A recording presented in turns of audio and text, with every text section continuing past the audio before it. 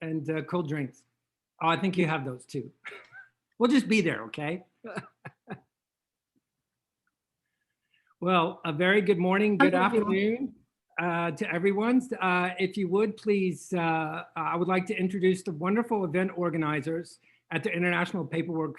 First of all, I believe that Swahila is going to speak with us, and her colleagues have been so helpful. I'm Wade Schuetzeberg. I want to turn it back over to you, Swahila, and thank you so much for all your help to get things started today. Thank you, Wade. Hello, everyone. Welcome to the roundtable session, Meeting the New Demands for Recovered Fiber. We have with us 4 esteemed speakers here today. First, I would like to introduce the moderator, Wade Schuetzeberg, founder and director of Way Forward Enterprises. Wade has over 30 years experience in the recycling industry. In 2000, he moved to the Netherlands to establish the European headquarters of ACN. He grew from a role as the marketing manager to executive managing director and established a satellite office in Manchester, UK. He moved on from ACN after about 20 years of service and started his own consulting firm, Way Forward Enterprises. I'd like to now hand it over to Wade for the session proceedings. Thank you.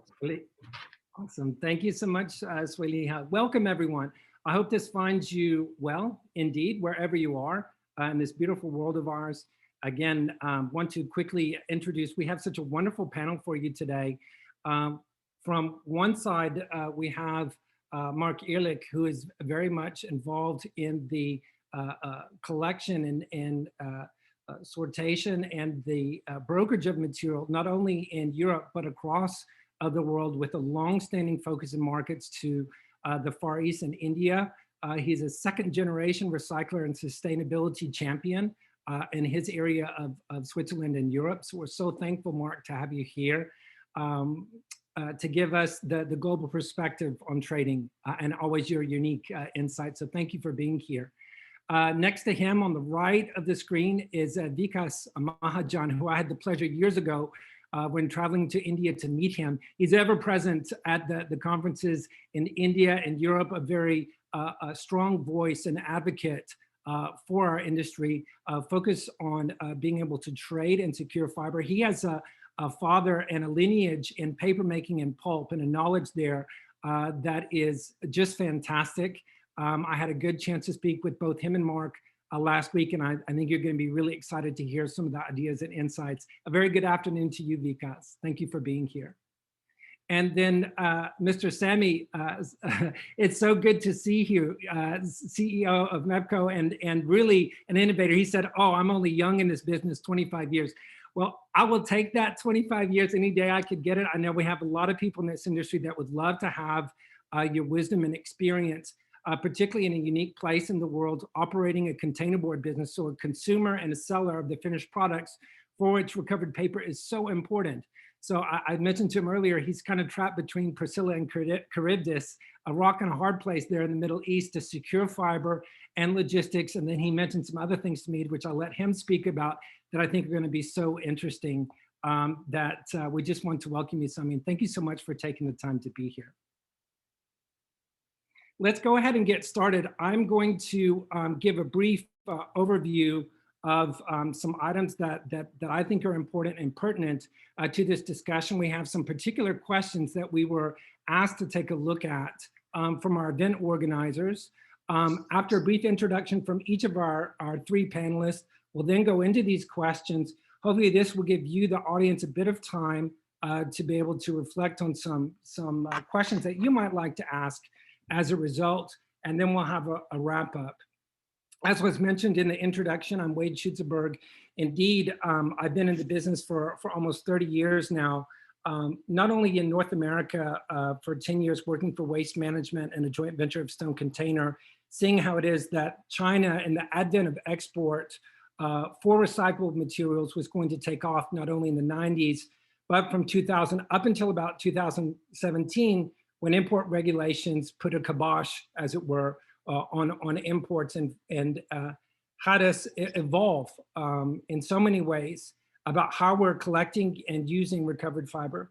What I find very interesting, both from a North American and European point of view, is how through the recent pandemic, we as householders are looking differently at the materials that we consume. We're becoming more educated about what is the origin of our materials, what is the makeup of these materials, how are they being reused, and then what is the environmental impact. I think that alongside of the importance that we're placing in our household, now as we're spending so much more time here, as many workers are being employed at home or working from home, how it is that we will use packaging or different materials in the future. I know for myself, the percentage of packaging that I'm getting at the home as a percentage of my waste has gone through the roof. I have fortnightly collections here in Houston. I have less than one 60-gallon bin, maybe a quarter or an eighth of waste. And I have two 60-gallon bins of recycling, which has been a hard work. I don't want to just pat myself on the back, but I've taken it upon our shoulders, as I think we all should, to understand more at our home, where we live with our family, and teach and learn how it is that we are consuming materials and how it is that we can reuse those materials. So with that, I want to maybe turn this over a little bit and give a chance for some of our speakers. We'll start, I'm gonna start with Marc in the middle there from the European point of view. Then we're gonna watch the material go across the water in my mind to the Middle East, to Sami. And then I wanna hear from Vikas from his point of view in India, looking at the Asian point of view. What is of concern to you? Maybe you'll have some topics and items that you'd like to share with the audience. So Marc, if you would please begin. Yes, Wade. So I'm very happy to speak in front of you today. It's really some times where we need to gather to think it over what is going on. Look, exactly 16 months ago, I was invited as a speaker to IRW conference in Lisboa. The paper mills were mostly the auditors of this conference. And at that time, we were discussing if COVID would lead to a disruption in the market. Before that, our world was really boring. Every month, we were just discussing, would the price remain the same the next month? And most of the time, the response was, yes, we just continue, same quantity, same price, that's it. But we were quite in mistake when we met in IRW conference Lisboa in February 2020, because we didn't know at that time that nothing would be the same ever in our world. So it's not boring anymore. It's interesting. Sometimes it is a little bit too much stressful, I have to say. Now, a few factors that make the stress every day a little bit bigger. We'll talk about that, I think, in more deepness a little bit later today. But one of the factors is new capacities, talking about Europe and the United States. I think that every morning, one paper mill owner is having a great idea, which is to convert graphic paper, newsprint paper capacity into board packaging capacity. So the first one who had this idea was a brilliant idea. Now that we are about 200 paper mills later, I'm wondering if there won't be a surplus capacity very soon in Europe and the United States. Second thing, disruption in the collection of recovered paper. I think this is one of the topics that we'll be speaking about later. Third point is logistics. About 40 years back, the containerization created the globalization. Before the containers, it was too expensive to bring goods from one place of the world to another place of the world. And thanks to containers, globalization became possible. Now, containers are killing the globalization because of the high freight. So this is a very important topic. And last topic is very important, is the possible ban of export of recovered paper out of Europe. So a lot of journalists have heard about terrible stories about plastic ending in the oceans because of us not being able to properly recycle plastic. And it was thought then that the same thing could happen in paper and metals. At the end, now, the EU Commission is really thinking to ban all export of any recovered material, which would be a huge hit, especially for the importing countries like India, like Turkey, and many, many others. So we can see the world is not boring anymore. Let's talk about it. Thank you, Marc. Wonderful, wonderful topics that you've brought up. Maybe as we chart our way from west to east, leaving this beautiful country of Switzerland, going along the Adriatic and over to the Middle East. Sami, would you please enlighten us? I think Marc had some good points there. Let me give you the chance to add some of your own for today's conversation.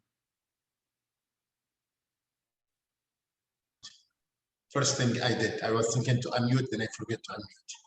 Good morning, good afternoon, gentlemen. I'm speaking for myself as a consumer for container board because my company is a consumer on average of 500,000 tons annually of recovered paper. In the Middle East region, which contributes of consumption of 3 million tons. We have started our operation almost 2 decades ago. Through that one, we have grown our capacities, and the major challenges we were facing at that time is the availability of raw material. Middle East region in general, Gulf in particular, was a heavy consumer of virgin grades of fibrous materials. If we look at early 90s, virgin materials was representing 80% of the demand. In today's situation, recycled material contributes more than 90% of the container board demand. That actually puts the pressure on the local mills to build their recycling capacities and to build their capabilities in the resourcing itself. i.e., for example, MEPCO now is relying on more than 80% of our raw material supply from the local market. Now, the only key difference is that while we are speaking about Europe and United States, where the waste management cycle have been completely regulated, and extensive regulations, enhancement of the recovery, that really helps to some country to reach up to 80% of recycling of waste. From the other side, Middle East countries are still in the initial stage for that one. Different recyclables with different rates. For example, paper, for example, I think we are matching or exceeding the global standard. We are more than 60% recycling in the term of paper. That is due to the demand of the local mills that enhances the necessity here. We have been affected definitely with what is happening to the rest of the world. We have seen there is the decision of China to ban the import of waste paper and how does it impact our market. We have seen the pandemic and how it negatively impacted our market. And that always uplifts the challenges for us to build more and more immunity. To see, I think, ultimately the directions that the rest of the world will focus to recycle more and more internally generated waste within the country premises itself. During the discussion, probably we'll elaborate more into the different angles for that. Fantastic, Sami, thank you so much. Vikas, if you would, bring us home with your introduction, some great ideas and challenges that have been brought out so far. What have you got to offer? Hey, good afternoon, everyone, and good morning, Marc. Good afternoon, Sami, and good afternoon, all the delegates. Been a pleasure, and rather thank you for inviting me on this board.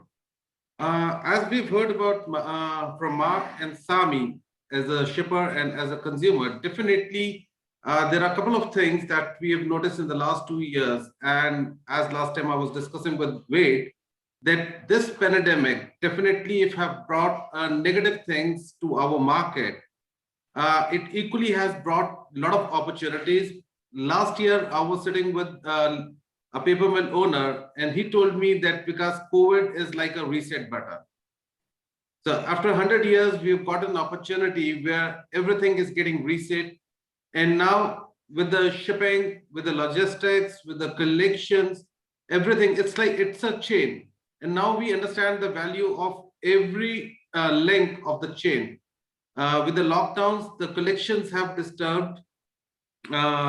With the containers being stuck at isolated ports, the movement of containers have been stopped. So the paper mills, they've been adding up their capacities, and there is an imbalance between a demand and supply. So that further has affected. Then the raw material volatility between the domestic collection, the rate which they are getting from the imported sources, there has been an imbalance. So there are multiple things that got exposed, whereby we have to work together so that the next century, that our next generation will gonna have long-term solutions rather than what we faced in the last 2 years.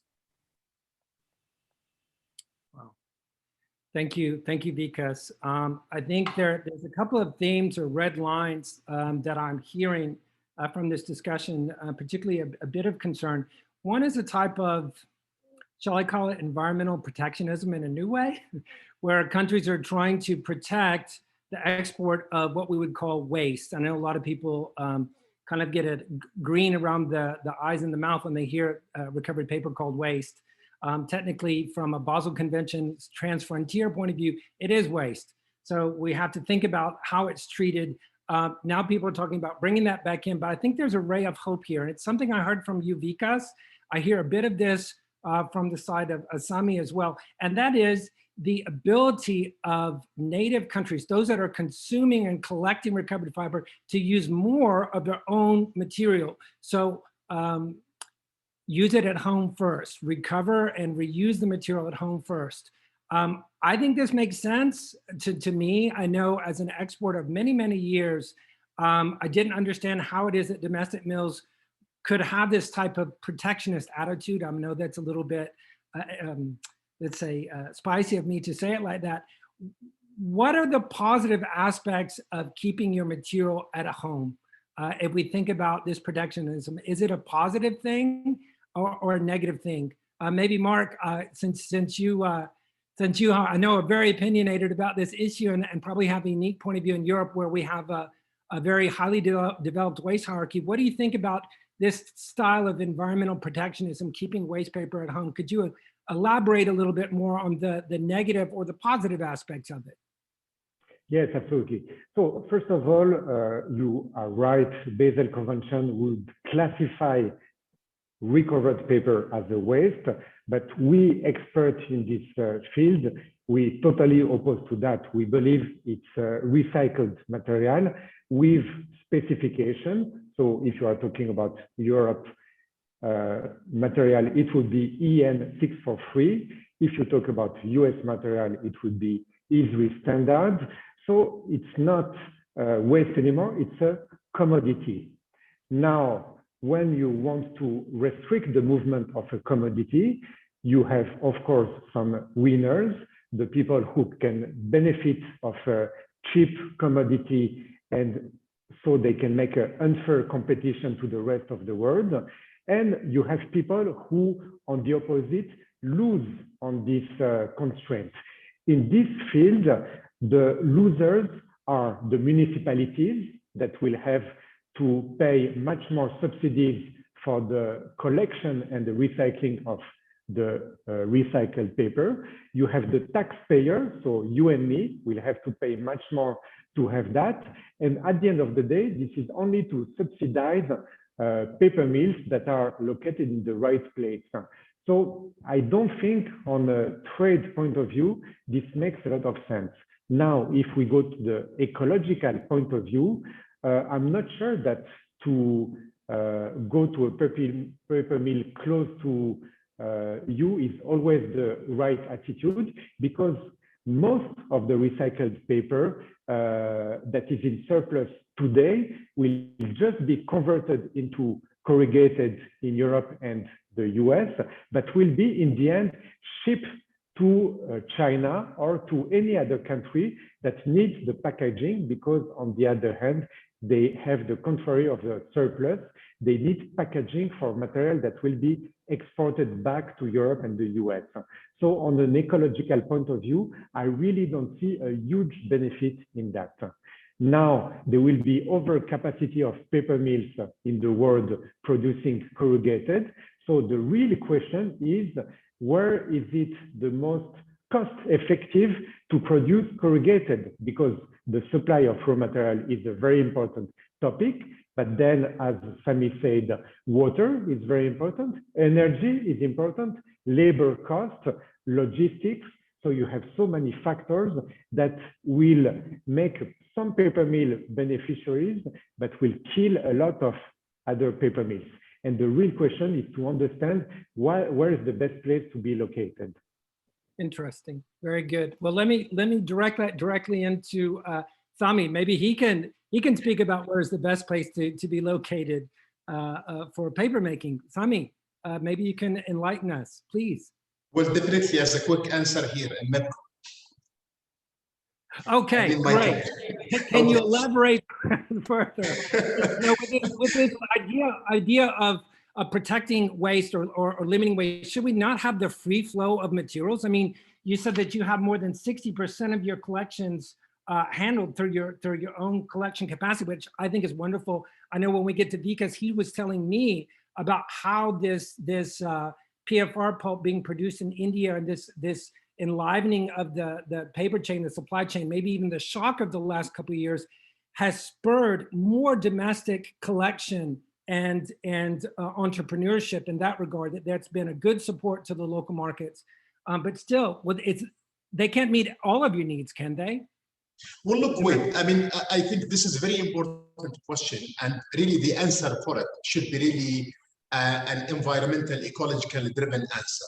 I mean, if we set the economics aside, because definitely they impact really the business decisions to invest or not. Ecologically, the waste paper is a waste ultimately. It's being generated from the consumption, from the household and others, and it has to be treated in spot.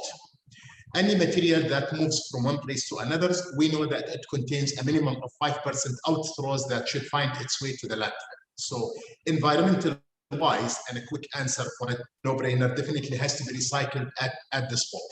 The only challenge is that really the balance between the supply and the demand, because if you go to Scandinavian countries or North America where they are relying more on the virgin, you will find the demand on the recycle is getting lesser and lesser, and from there they have the supply.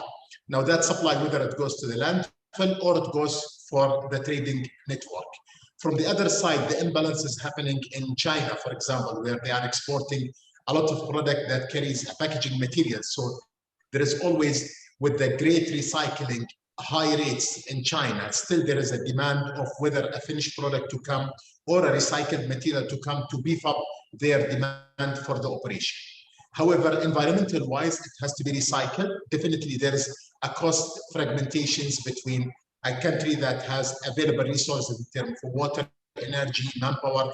The other one does not have that resources. But that's the quick answer toward the driven. Now then it comes really, that's the reason, for example, areas where, for example, in United States, the prices for the raw material goes below really the zero figure. I mean, I remember a couple of years ago, we have imported the material from there at -$20. Whereas at our region in the Middle East, it remains still in the higher level due to the reason that our region is balanced between the supply and the demand, but that there is a 10% of recyclable materials goes to Asian countries since they are paying favorable prices. Ultimately, we are importing or we are covering that shortage from the airport. Thank you. Thank you for that. Are you worried about being able to get your fiber in this coming year, given the strains in collection and logistics? Look, it's a good question, Wade. I have seen what is happening in Europe, and now looking to the Middle East, probably Gulf countries are one of the most agile countries in developing their approach in waste management. For example, Saudi Arabia, they have announced a high ambition by 2035. We are planning to recycle 80% of generated waste, 20% to be converted to energy. And accordingly, we have seen some regulations are coming to cater that objectives. UAE, for example, they have announced the ban of export of waste paper. Saudi Arabia, we have seen the National Waste Center now is requesting people for license of an export. The same regulations comes from Jordan, Turkey, Egypt. No one is exporting waste paper. So I think, yes, the local countries are enhancing the recycling within the countries, and we have a gap between the supply and the demand. Still, there's a lot to do before we reach to, we call it the requirement to fulfill the demand, the local demands of supplies. Well, my kudos to you for looking so young, vibrant, and healthy, despite all those challenges. Somehow you managed to overcome it all. Vikas, let's hear from your point of view. What do you think about this nationalism or protectionism of recovered paper, or this change in dynamic and paradigm as more and more countries regulate the flow and the movement of waste? See, I agree to what Mr. Sami has said, and I do agree to what Marc has said. Basically, the Basel Convention that's been imposed was because of the fact that many non-recyclable waste was getting exported, which was being used as a landfill into other country as against their own homeland. And that was one of the reasons that many countries, they raised an objection, specifically for plastics and other non-recyclable products, because of which Basel Convention, they took a step to restrict the waste or to rationalize it. Now, if I consider it that every country should restrict their waste and the waste will not be exported, it can be a boon for many countries, but it equally would be a curse for others, because looking at the area, looking at the number of paper mills, looking at the consumption pattern and the collection recovery rate of that particular country, if they do not get a substantial fiber, they will gonna have to fight with the available fiber, what they're getting within their home country. We have seen the same thing, what happened when China raised a barrier last year. Suddenly the prices for the paper in China, they shot up to $600. When they start getting recovered pulp from other nearby nations, the prices came down to $400. So that sort of volatility, if we're gonna have to curtail or we have to balance, we're gonna have to keep a balance between imports as well as the domestic. Domestic is definitely the best solution. If we can cover our recovery from the domestic collections, nothing can match it, because it's more economical, it's more sustainable, and you can have the regularity. So, but imports cannot be altered. Today, if I see about in 2021, we have list of paper mills who are coming up with the new machines. There are 3 machines coming up in Assam. Then there are 6 machines which is coming up in Gujarat. Then there are a couple of machines which are coming up in south of India. And all those machines are coming up with a big capacities. Where will they get the fiber from? They're gonna have to keep a balance, both domestic as well as from imports. Wow, thank you, Vikas. I'd be a little bit nervous myself. Where's it going to come from? I know that you mentioned, just a quick follow-up, that there could be substitutes of other types of material rather than just recovered fiber, because I think that's something we need to remember, is that there are substitutes out there. Can you quickly mention what that substitute could be? See, there are, like in Canada, a new pulp mill has been started, which is making pulp from wheat straw. So in earlier times, we used to have paper mills who were making paper from wheat straw, who were making paper from other agricultural residue. So there, we need to look out for those fiber once again, and to figure out that can we use that as an addition to what we are having. But again, cost is the main concern. And this year and last year, I've seen that people, because of their low paying capacities, have tried to cut down to the cost, specifically on terms of paper, tissue, and other groceries, what they're buying. Exactly. Well, thank you for that. Gentlemen, we have some interesting, we have some interesting questions coming in from the audience. In fact, Mark Meinster was asking me the new demands for recovered fiber. Well, till now, I don't see where the roundtable discussion is headed to. Can I give a guidance to that? What I think is we're setting up the stage to understand that recovered fiber is no longer flowing the way that it used to in the past. We can't rely on old supply chains and old assumptions. We have different challenges, particular to the Middle East, about where the supply of recovered fiber is coming from. Certainly a high percentage of the recovered fiber is coming from households located within those countries. As more and more countries become protectionistic and we ask, is this a good idea? I think there is 2 sides to it. One, from the side of mastering a local or domestic recycling economy, it is good. I think when China announced that 10, 15 years ago that they would be going in this direction or thinking about this direction, it was very confusing to us at the time. How would they ever be able to say that they cannot import recovered fiber? They can't live without us. Guess what? They can, they have, they are. So the markets are very adaptive.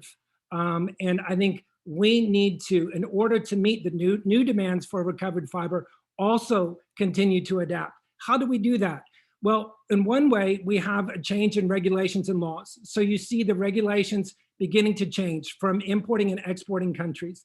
Number two, we see a change in what's happening with logistics around the world. More and more consolidation, harder and harder to find transportation, higher and higher cost. As we heard within this discussion, if the cost of productions become too high, and we have a match of overcapacity, there's a lot of bloodletting that I think is going to happen in the future. Marc may agree with me about this.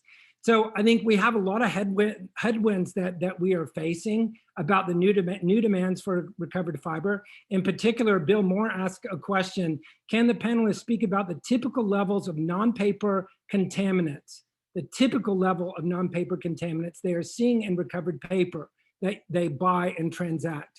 Has it changed? You know, China's left the table on recovered paper and said no, but China came up with 0.5%. I think Sami was mentioning upwards of 5%, or it could be Vikas, forgive me so much if I got that wrong. Where are we now? What has changed about the, shall we say, the ambient level of contamination recovered fiber? Quickly, Sami, what do you see on your imports? How much is coming in for contamination on average? Well, there is an international standards for classification of contaminants, like what you mentioned. Some of them is 5, 10 for the OCC of 11 case and below half. But we know that to maintain the contaminants level at the range which is stated by China is very challenging and very costly. So here we are dealing with the accepted large domain of a demand, which ranges between 5 to 10% contaminants that's accepted. Most of paper mills, when we build our facilities, we anticipated such kind of a level of contaminant. We can plan for worse, and sometimes we did it. For example, when we decided to move backward at our facility in MEPCO, and we moved to collect paper from even landfills where contaminants goes as high as 30%. We could manage that, but that is not the common practice should happen in the trading of the paper. Usually the trading should be locked between 5 to 10% contaminants in the range itself. I would probably still disagree with you about the word of nationalism rather than really an environmental concern. If you generated the waste at certain facilities, it has to be recycled because of the reason we mentioned here that there is a contaminant. Vikas was mentioning the same thing. It has to be retained at the country. It has to be treated at the country. Though, by the way, this is against my favor, but we are talking about, you know, environmental concerns. Forgive me for being a little bit sensationalistic there, Sami. I was taking a bit of license, so appreciate your concern there. Now, 5 to 10%, that sounds pretty high. Marc, from a European point of view, 1.5% is the CEPI standard. Based on what you see being exported and knowing what we had in terms of 0.5 of 1% for China, where are we now? Are things moderating as far as the quality of recovered fiber is concerned? So I think I can really understand Sami on his 5% or even 10%, but this is for domestic transaction. For domestic transaction, you have a product, you speak with the paper mill, and you agree on whatever you want. Now, if you talk about export transaction, Wade, you spoke about the 1.5% mentioned also in EN 643, I can tell you that no exporter should dare at the moment to ship whatever is above this contamination level. Speaking about the UK, for example, we have almost every week inspections where they ask us to return containers from the port to the yard where it was loaded. And then we open each and every bale, and if you are above the 1.5%, you can be prosecuted for criminal offense. So I can really tell you that in the UK, but in all European countries at the moment, you are really, really careful on what you are exporting. Just to mention also, we had an issue in supplying material to an Asian country last year. So again, people treated us of criminal offense, of breaking the Basel rules. We opened the containers. Each and every bale was open and we sorted everything. the result was less than 0.7% of outflows inside. So, and we were, of course, relieved about any offense on that time. So really, if you do export at the moment, you better absolutely stick to whatever is required by the law and by the local authorities. Thank you, Marc. And no, we don't want to put you on the prosecution stand for those things. Doing the right thing for our business and advocating for proper quality. Thank you. Vikas, your comments in these regards. I agree with the things that for the exports, definitely we're gonna have to keep a tab, and the tab is there. And gradually, after the China, Indonesia, Malaysia, India, every country are raising their bars, standards for imports. Plants overseas, they are making an effort to cut down on the non-recyclable content in anything, be it paper or plastic. But every step comes with a cost. So the time when the material was getting exported at negative values or just $50 CIF any destination, it was definitely a losing proposition for an exporter or a sorter to work out on those parameters. But today, when we are talking about the prices above $200, so definitely that cost allows a sorter to take out the non-recyclable content and exports the volumes in a good way. No one wants their container to get stranded at the port or to come back re-exported. Agreed. Thank you all for your input on quality. Hopefully we've been able to answer some of those questions. We have another question coming in here. Maybe Marc, you can field this one from Daniel Feldman. With all projects for conversion and new machines for corrugated papers, it seems price can only go up. What's your view? And we have to be careful when we talk about price. We don't mention specific items, but just in generality. More capacity means more demand means higher price. What is it? Absolutely, especially at the time of a startup of a machine, where a big machine will need to build some stock. So if a new capacity wants, let's say, have to build stock, only that would be 1,000 tons that is eaten up from the market. So more capacity will change the balance, but at the end of the day, the balance is not that. The balance is between supply and consumption. Now, the balance changing on the long run, I don't think so. So what will happen is that a lot of capacities will have to close down at the same time that new capacity is opening. So the weak capacities will be closing in the next few months, few years. This is a new change of balance that we'll see coming up shortly, I guess. Thank you, Marc. Hey, an interesting question here from Naran Gupta. The COVID-19 has made us wiser in many ways and caused some improvisation. What innovation, checks, or balances as a panel would you suggest? How is the industry preparing for any further threats like this? So what did we learn in the last year and a half, having gone through COVID and its effects, and still some of us suffering, I'm sorry to say, those effects still. What have you learned? What is your takeaway? What changed? We've got 6 minutes left.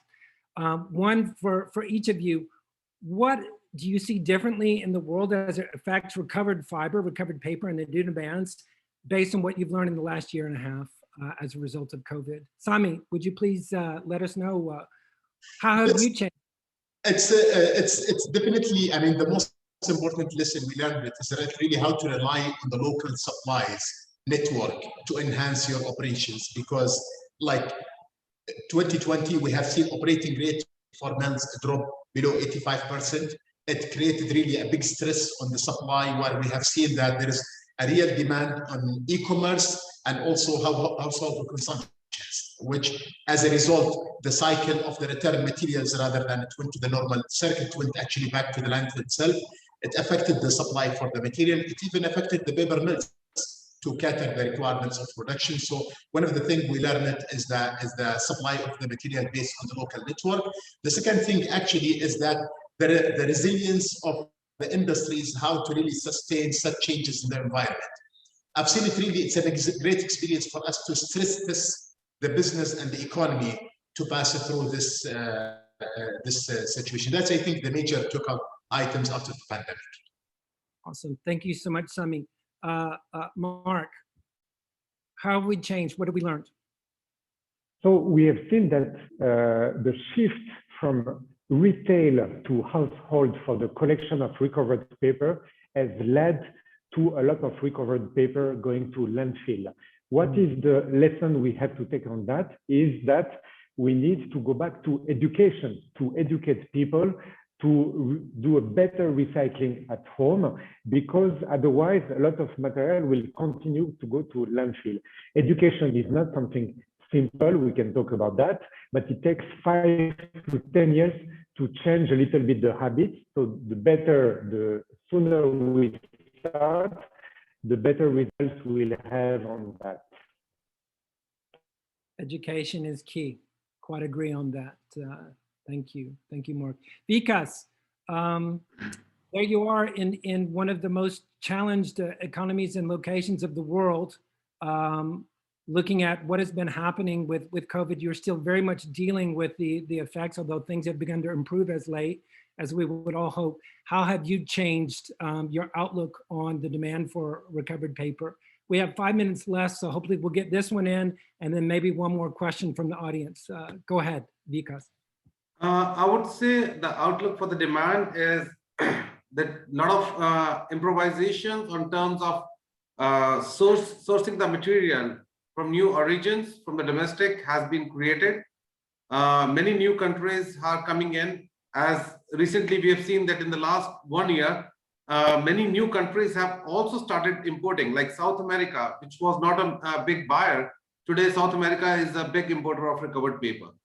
So when I talk about India, India has been a big buyer, but now after China, India is equally a big buyer in Asian continent for the recovered paper all across the world.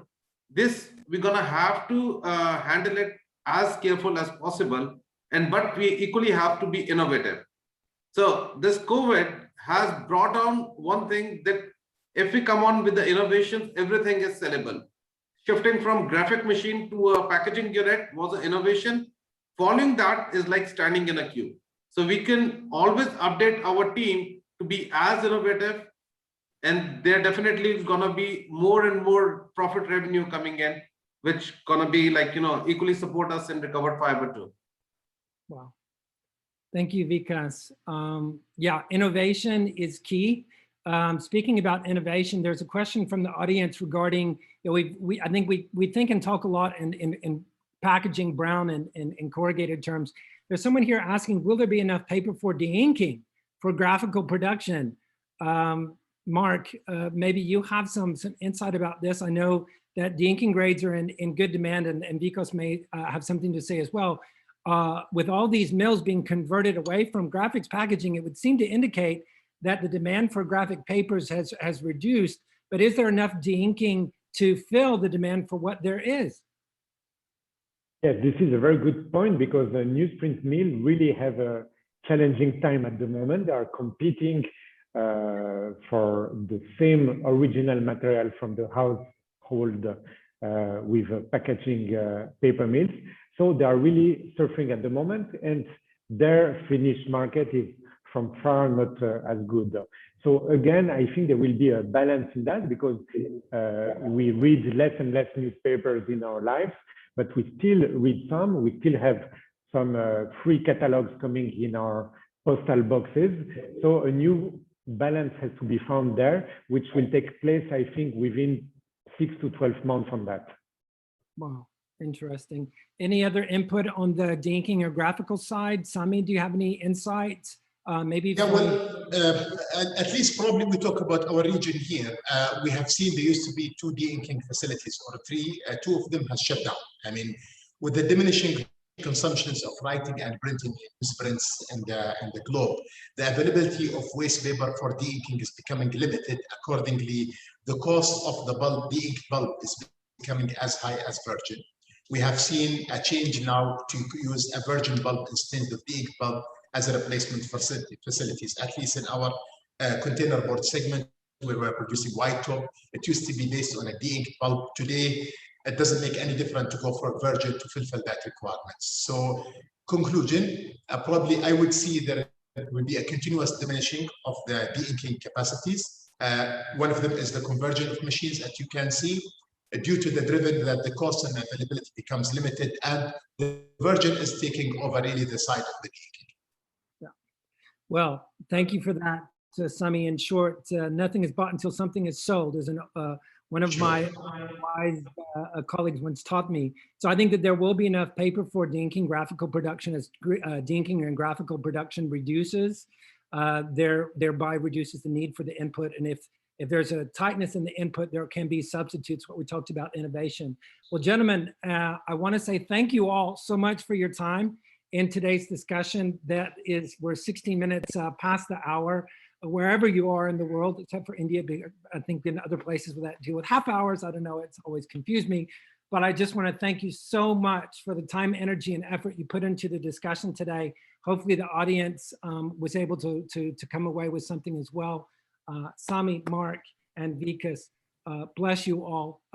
May your health continue to be good for you, yours, and your family. And thank you for meeting with me today. Thank you. Thank you, Wade. Thank you, Marc. Thank you, Sami. Thank you, Fatima.